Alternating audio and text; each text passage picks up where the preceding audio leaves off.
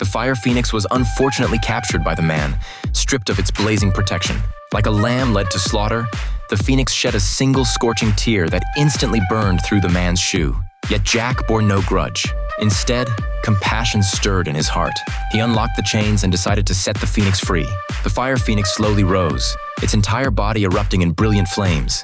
Unshackled from its bonds, it seemed to rise from the ashes reborn. The phoenix spread its wings and soared straight into the clouds. As a token of gratitude, it left behind a blazing feather, promising to protect the man in times of peril. However, Jack was dragged to the execution ground by the king for failing to bring back the phoenix. He tried to prove his innocence with the feather, but it had turned dim and lifeless, causing everyone to burst into laughter. The king accused Jack of deceiving the crown and ordered his execution. Just as the executioner raised his sharp axe, the feather suddenly burst into flames. Looking up, the crowd discovered that the phoenix had sensed the man's crisis and arrived just in time. It circled above the town, its warm firelight enveloping the entire settlement. Only then did the people believe Jack's words were true, hailing him as a hero. The king had no choice but to publicly reward him, though resentment had already taken root in his heart. Soon after, the king hatched another scheme. He ordered Jack to journey to the snow-capped mountain peak, awaken the sleeping ice princess, and bring her back to be crowned queen. Since this mission was fraught with danger, the king was certain Jack would meet his doom.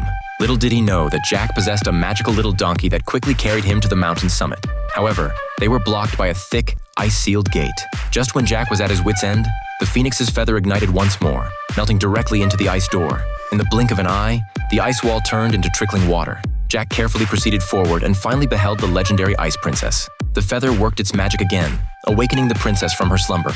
Before long, Jack successfully brought her back to the palace. However, the princess refused to marry the king, claiming she lacked her grandmother's heirloom, the heart of the ocean ring.